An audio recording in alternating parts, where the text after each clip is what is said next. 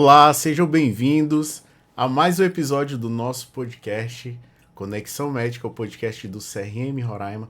Eu sou Patrick Araújo, médico, primeiro secretário do Conselho Regional de Medicina do Estado de Roraima e apresentador desse programa maravilhoso. A gente está iniciando mais um episódio hoje com um grande amigo, Dr. Roger Calef, ele que é coordenador médico do SAMU Boa Vista. Dr. Roger, seja bem-vindo a mais um episódio, seja bem-vindo ao nosso podcast. É um prazer te receber aqui. Gostaria que você falasse um pouco da sua história como médico, da sua vivência como médico, para a gente adentrar nesse assunto tão importante que a gente vai falar um pouco do SAMU, um serviço de altíssima qualidade prestado à nossa população. Fala um pouco de você aí. Bom, obrigado pelo convite. Ainda mais para falar do SAMU, é uma paixão minha aí que a medicina me permite atuar.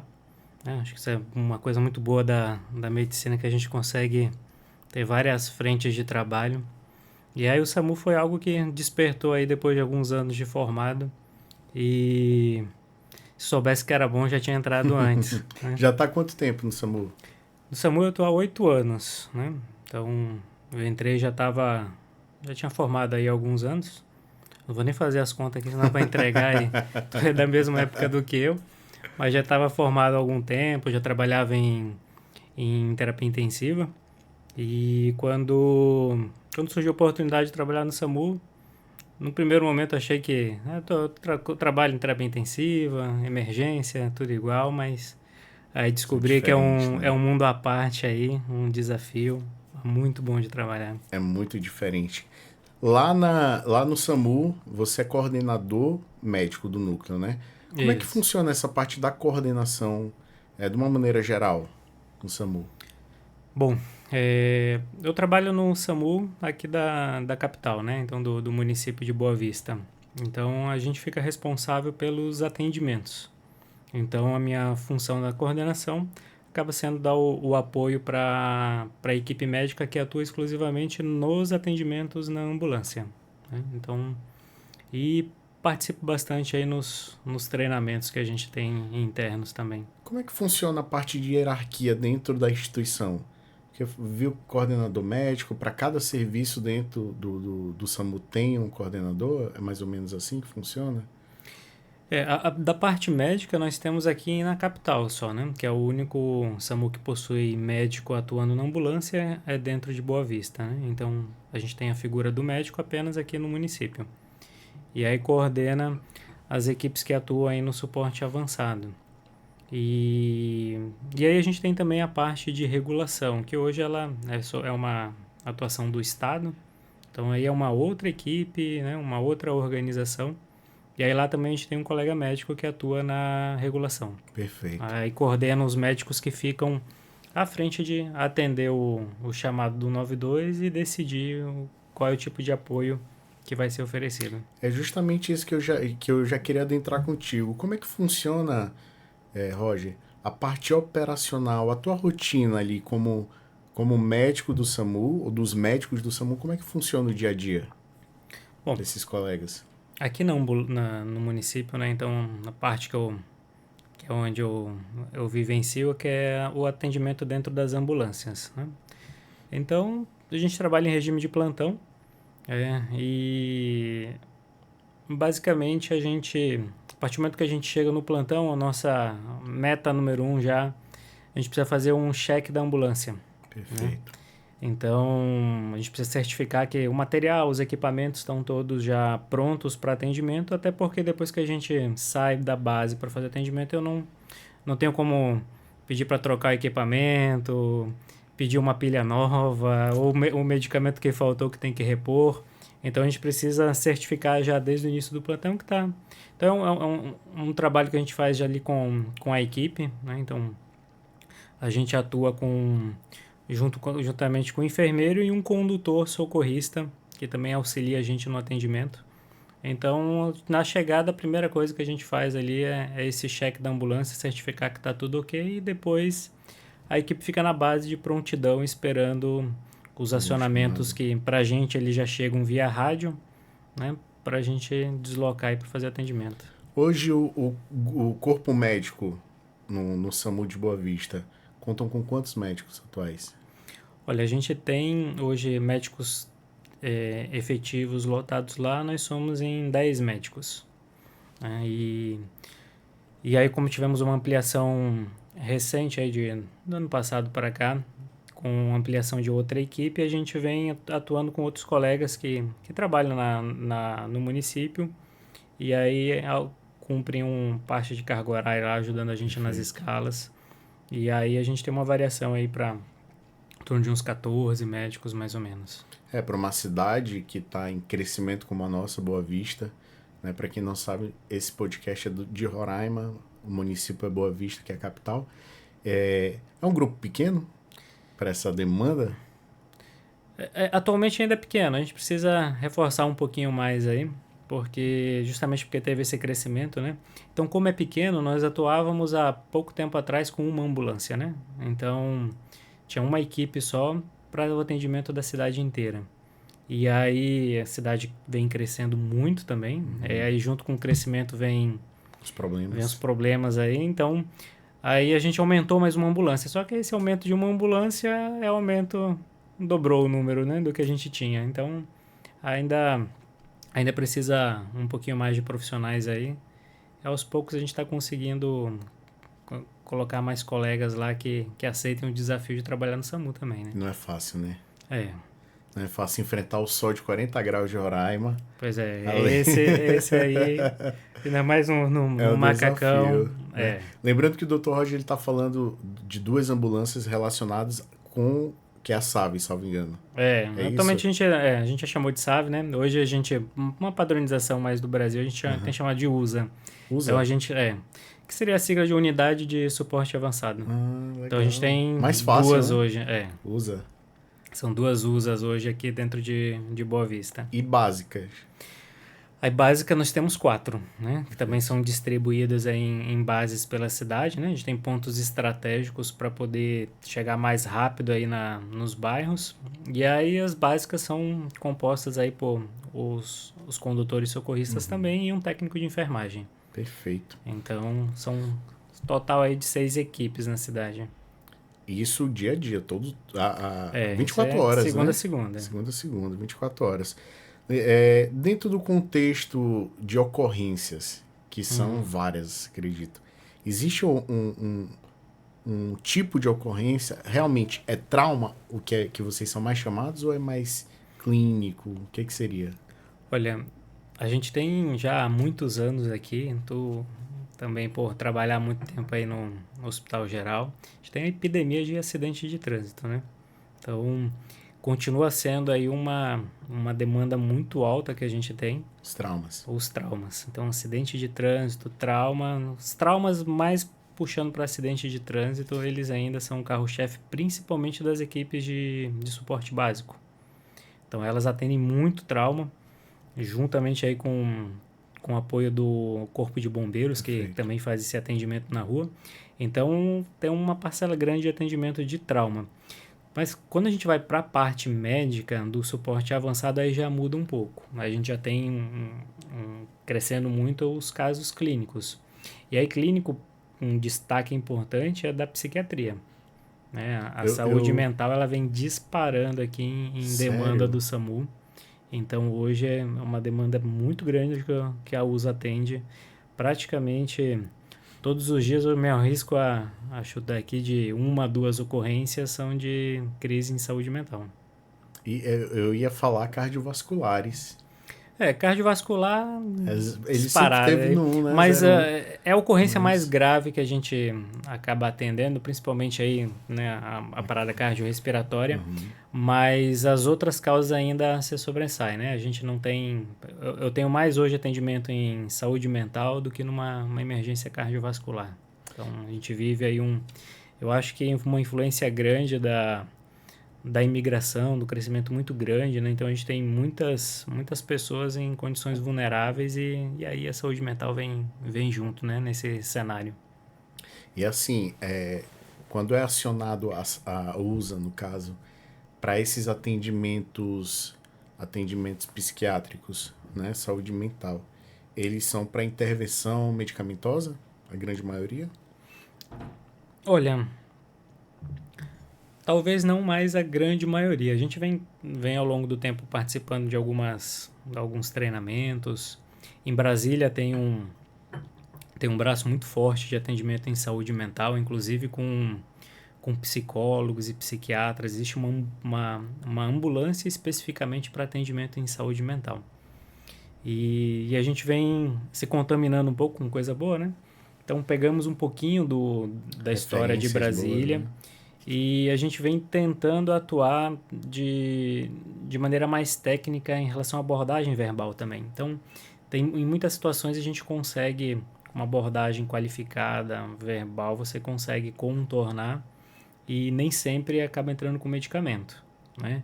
Algumas situações não tem muito o que fazer, né? Então, até para resguardar a segurança, a gente prefere hoje em dia fazer uma abordagem medicamentosa para depois fazer uma contenção para segurança, né? Então, mas a gente vem conseguindo até que atuar em alguns cenários ali com uma abordagem verbal, ainda mais cenários em que não envolvam tanto uma confusão mental, mais o paciente ainda está lúcido, mas com uma crise naquele momento importante, a gente ainda consegue dar um apoio ali e resolver. Perfeito.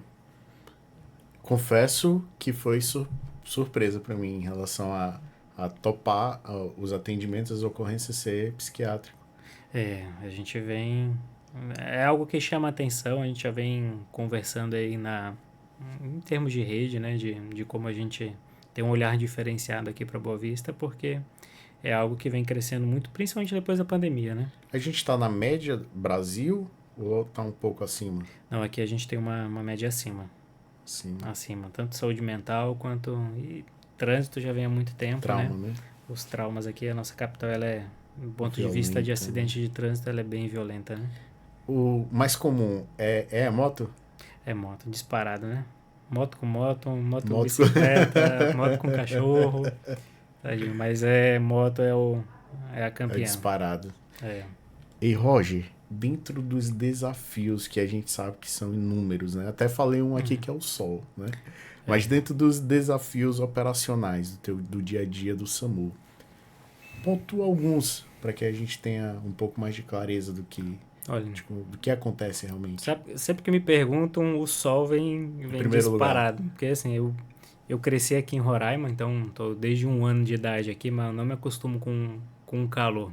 E aí junta com a adrenalina do atendimento, mais um macacão, o calor... E o macacão, ele é térmico? Ele tem uma... Antes fosse, né? Não, só protege mesmo para ocorrência, mas do sol ele esquenta pra caramba. Eu acho... Só te interrompendo, eu acho interessante que no equipamento do SAMU, vocês têm todos os aparatos em relação à parte de EPI, né? Proteção de joelho. Tem. As proteções... Capacete também? A gente até tem, né? Quando entra acidente daí de trânsito envolvendo o veículo, que a gente precisa entrar e às vezes o acesso lá, o veículo tá com risco ali da gente acabar se machucando para entrar, né? Então, por conta de ferragens, a gente tem uns capacetes na ambulância. Apropriados, mas via de regra ali é o boné mesmo que ajuda, principalmente de dia aí para dar uma amenizada no sol. No calor, né? Mas o calor ele é importante. De desafio, assim, como eu tinha até comentado no começo, é algo completamente diferente do que a gente é treinado na faculdade. Então, eu particularmente, acredito que hoje não mudou muito aí na formação, mas eu não tive a gente não tem uma formação específica de como atender fora do hospital, né? Ou quando é fora do hospital, mas é dentro do consultório, então são sempre ambientes controlados para a gente fazer o atendimento. Ou, nessa situação, o atendimento básico, né? É o atendimento básico.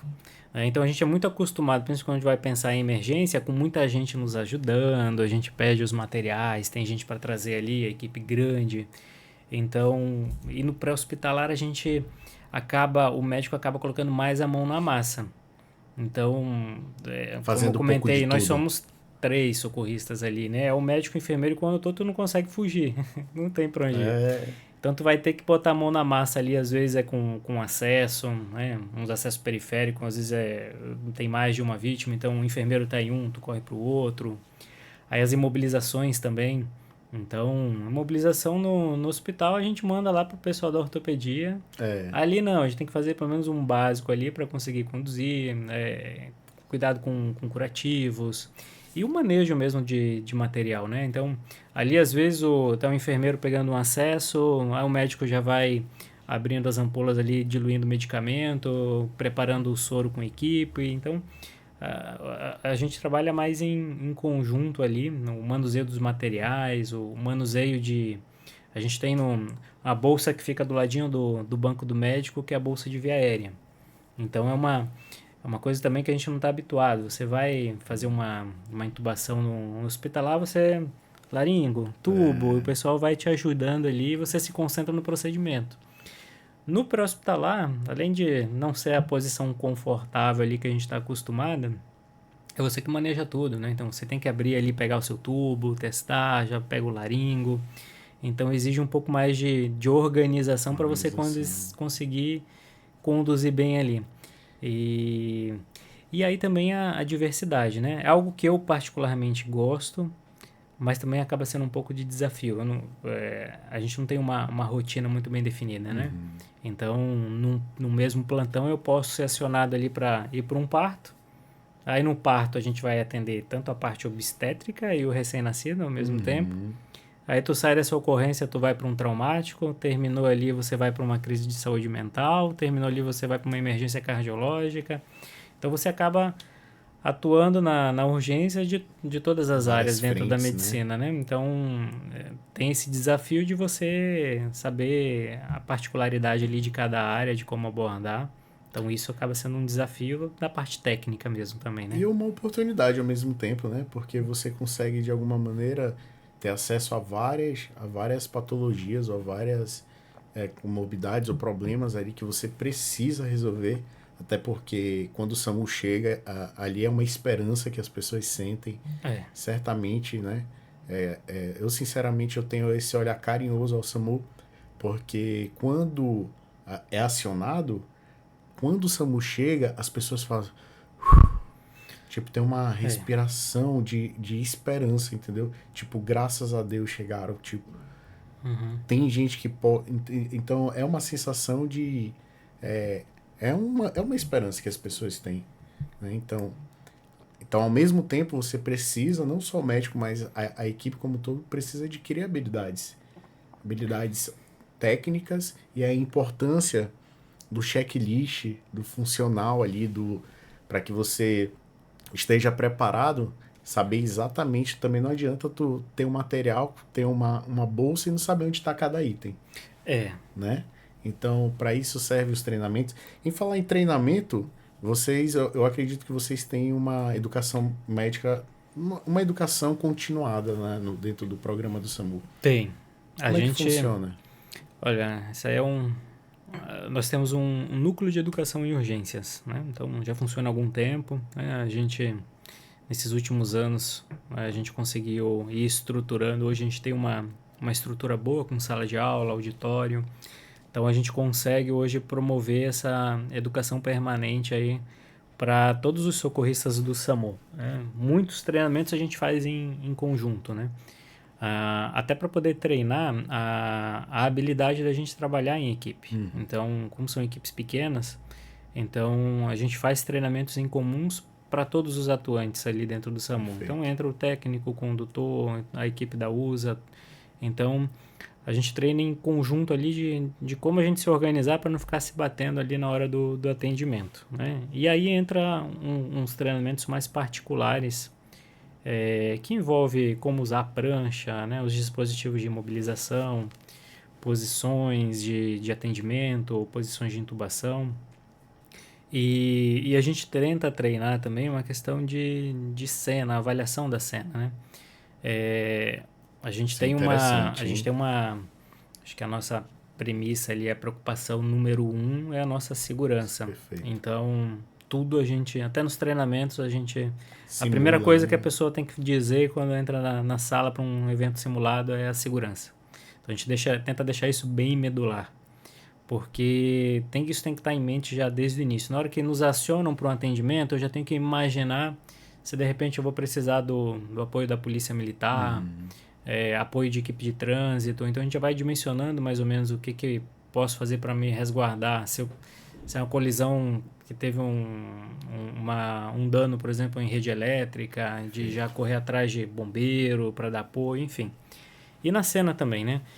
A gente chega para atender, como tu bem colocou, o pessoal liga para o SAMU porque não conseguiu resolver em casa. Então bate o desespero que a gente está dentro de uma urgência e você chama alguém para poder ir socorrer, geralmente porque você não tem condições de se deslocar para uma unidade hospitalar. Então, e aquele tempo de espera até a gente chegar lá, hoje gira em torno de uns 15 minutos. É uma eternidade para quem está no desespero ali com alguém numa situação grave, mas independente da gravidade. E aí quando a gente chega, às vezes o caos está instalado, né? Seja dentro de casa, porque começa a vir vizinho e parente, ou então na rua começa a vir curioso de todo lado. Então a primeira coisa que a gente precisa ter, além de essa questão de segurança, a gente precisa ter um olhar na cena, porque eu preciso primeiro controlar o caos para depois eu pensar no que eu vou fazer. Eu não consigo chegar já muito técnico pensando em fazer um procedimento com o caos da cena caótico instalado. Então, a gente tem que treinar para ter essa habilidade, às vezes para lidar também com outros profissionais. Você vai fazer o atendimento de saúde, né? Enquanto médico eu vou ali preparar, mas ao mesmo tempo eu vou ter que auxiliar ali em conversa com polícia, com outras instituições que estão envolvidas ali na hora e a própria família. Então, esse gerenciamento da cena é um momento crítico também, que às vezes você vai muito bem preparado tecnicamente, mas aí, entre essas habilidades não técnicas, né, de saber lidar com esse ambiente, que é tão importante quanto você chegar lá e saber fazer uma reanimação, uma intubação.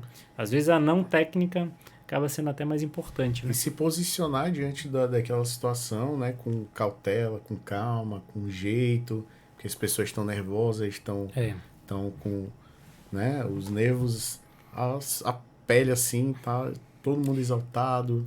Isso é importante, porque a gente chega às vezes com, né, dependendo da ocorrência, quando entra o acionamento no rádio, a gente já imagina mais ou menos o que vamos encontrar lá, já começa a adrenalina a influenciar.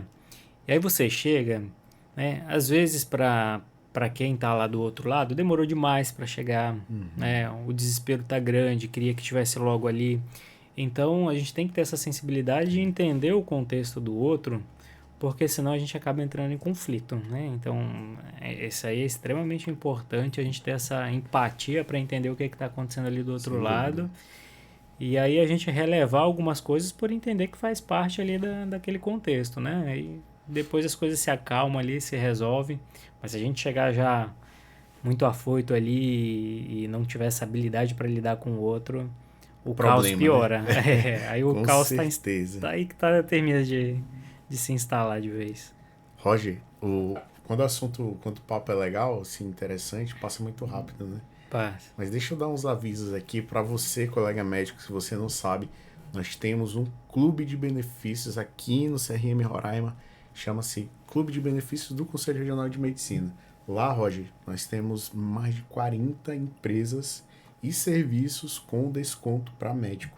Serve para médico, para funcionário do conselho, para o familiar próximo do médico. Então, entre lá no nosso site, Clube de Benefícios, crmrr.com.br. Lá tem a lista de todos os nossos parceiros. Inclusive, hoje eu quero agradecer à Prefeitura de Boa Vista, ao SAMU Boa Vista e à Secretaria Municipal de Boa Vista de Saúde pelo apoio para a gente trazer um pouco do contexto do SAMU. É um serviço de relevância essencial para a nossa cidade, para o nosso estado, né?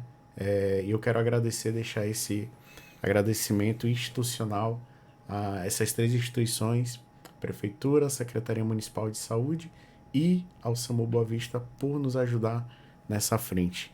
Eu quero ainda agradecer também, se não fosse a Rádio Defensoria aqui, esse ambiente maravilhoso, a Defensoria Pública do Estado de Roraima, as equipes que estão por trás extraordinárias.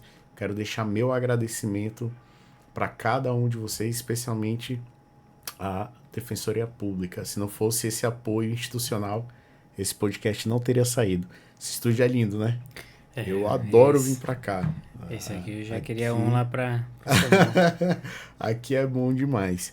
Mas a gente entrando na parte final do nosso podcast, Roger, eu falei aqui um pouco da importância, mas você como médico e coordenador, mais como membro do SAMU, qual é a importância do SAMU, na sua opinião, no caso, para a população de Boa Vista ou para os pacientes de uma maneira geral? Bom, dentro do contexto SUS. O SAMU é a primeira frente ali na urgência, né? Então, nós é que chegamos ali num acidente num agravo à saúde onde o paciente não consegue chegar no hospital, seja num acidente de trânsito ou então mesmo dentro da residência, dependendo da gravidade, o paciente não consegue se locomover. Então, esse elo para conseguir levar esse paciente para ter continuidade dentro da unidade hospitalar é o SAMU quem faz. E, além disso, existe um papel muito importante que é a regulação do 192. Né? Então, isso é importante também a gente até divulgar, porque toda vez que nós entramos em contato com o 192, toda ligação ela passa por um médico. Né? Então, esse médico ele não vai somente definir por enviar a ambulância para o local. Então, em muitas situações, o médico que atua no 192, ele tem condições de tirar a dúvida. Perfeito. Às vezes não é uma urgência do ponto de vista nosso técnico, mas para quem está do outro lado e se desesperou, às vezes é uma febre, uma tosse, enfim, uma outra situação que não é tão urgente assim e o pessoal na hora de desconhecimento, de desespero frente a alguma coisa, liga para o SAMU. Então, o SAMU ele tem esse papel também de fazer a orientação, né? E hoje, muito bem regulamentado, tem condições de fazer a telemedicina já via 192, né? E mesmo depois que ele envia a equipe para fazer o atendimento, aqui em Boa Vista nem tanto, né? A gente tem hospitais muito bem definidos para cada situação. Mas em breve tem aí anúncio de começar a surgir UPA na nossa capital. Então, aí entra um trabalho importante do médico regulador de conseguir olhar para a rede. Como é que está a lotação do HGR, como é que está a lotação do Cosme Silva, quando tivermos a UPA, né, como que está a UPA, e conseguir, dependendo da gravidade do que a equipe constata na hora que chega no local, conseguir controlar esse fluxo. Não, deixa eu direcionar para essa unidade que tem que vai ter o recurso que o paciente precisa e eu não sobrecarrego uma unidade que já está lotada. Perfeito. Então, tanto desse trânsito de pacientes do interior para cá e dentro da cidade também tem essa articulação ali da rede de conseguir distribuir melhor, entra aí como um papel fundamental aí do SAMU no atendimento à urgência, né? Perfeito. O regulador ele não está lá só para falar, não, vai ou não ambulância, né? Não, ele tem mais atribuições. Tem, e é difícil, né? Porque é outra atuação que a gente não é preparado, né? Então, lidar com emergência já é difícil. Aí você lidar com uma emergência em que você não sabe o que está acontecendo do outro lado, e até é fácil para o regulador, depois que uma equipe qualificada chega no local. E aí a equipe vai passar para ele o que está acontecendo. Exato. Mas no primeiro momento é a população, é o familiar que já está desesperado com a situação. E aí conseguir passar ali algum dado que ajude, às vezes não ajuda. O desespero é grande ali, ele só quer que mande logo uma ambulância. Exatamente. Até porque as pessoas também, mentalmente, elas não estão adaptadas ao estresse, né? Que o médico, as equipes passam de uma maneira geral. No caos dessa maneira. Aquilo que você falou, né? Nem sempre o que o paciente está vendo é uma urgência. Né? Nos olhos do técnico falando. Né? Aí cabe essa parte de definição mesmo. Eu digo que às vezes isso aqui não é para ligar para o SAMU, não é. Eu acho que não cabe à população, né, julgar, né? Ter o conhecimento correto. Exato. De quando que eu ligo para o SAMU, não. Acho que assim, na dúvida, né? Liga. Você tem um serviço que está disponível ali para poder orientar, né? Não significa que eu ligo para o SAMU e eu tenho que mandar uma ambulância. Então, é um papel educacional também. Perfeito. A partir do momento que a gente liga, o médico vai orientar, olha, essa situação aqui não há necessidade de envio de ambulância, tentar ver se já foi feita alguma medicação e orientar, não, tenta fazer esse medicamento, se não melhorar, entra em contato novamente. Então, é importante essa educação e faz parte do SAMU também. Perfeito. Dr. Roger, mais uma vez, primeiro eu quero te agradecer pela sua disponibilidade, pelo seu tempo, por nos conceder um pouco do teu conhecimento, da tua rotina. Mais uma vez agradecer ao SAMU, a todos os coordenadores lá, pelo coordenador. Atualmente, quem é o coordenador do SAMU? O geral, né? Existe um coordenador geral do SAMU? A gente tem a direção geral aqui do SAMU em Boa Vista, né? Que é o Luciano Coutinho. Então, grande enfermeiro, né? Grande. Já está aí há muito tempo a gente atuando junto e tem feito um trabalho brilhante ali de gestão no SAMU. Perfeito. Né? E no estado a gente tem outro colega médico, que é o Jefferson, que hoje está na luta lá da Central de Regulação, que é um baita de um desafio também. Então, a equipe é envolvida. E ainda maior, né? Porque outras equipes municipais, né? Gerenciais, suporte, lá regulação. Aí é um trabalho difícil. São outros aí, desafios, né? Outros desafios, justamente. Roger, deixa tuas considerações finais aí, agradecer as pessoas. Bom, eu primeiramente agradeço aí o convite para a gente poder ter essa oportunidade de falar sobre o SAMU, sobre o pré-hospitalar. Tentar esclarecer um pouquinho também, não só para os colegas da saúde, mas até para a população que tiver a oportunidade de assistir esse podcast aí também, para entender um pouquinho como que é a atuação, né? O que o SAMU oferece aí para a população numa emergência. Então, é sempre válido a gente conseguir divulgar um pouquinho aí o trabalho do SAMU. E, enfim, agradeço demais. Se desse, a gente continuava aí, estendia, porque é um tema... a atuação do SAMU é algo que me encanta. Então, eu sou apaixonado pelo trabalho que faço no SAMU. Legal. Então, toda vez que tenho essa oportunidade de falar do SAMU, aí a conversa se delonga aí bastante. Mas foi muito bom, agradeço muito o convite. Enfim, foi um encontro bem bacana. Obrigado, Roger. Mais uma vez, você que está nos acompanhando, vai lá no nosso CRM Roraima, nosso Instagram. Se você ainda não está seguindo, siga, porque tem muita coisa legal lá. Esse programa está no YouTube, todos os nossos episódios estão no YouTube gratuitamente.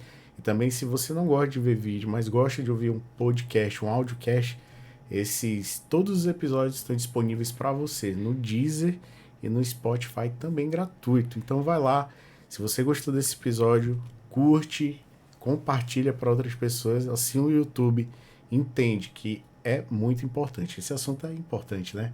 É muito relevante. Então, mais uma vez eu deixo meus agradecimentos ao CRM Roraima, a todos os diretores, ao nosso grupo de conselheiros que, se não fosse pela aprovação, a gente não estaria aqui trazendo informações relevantes. Lembrando, se você quer assistir outros episódios, só clicar aí e divirta-se assistindo os nossos episódios. Te espero no próximo episódio, então até lá.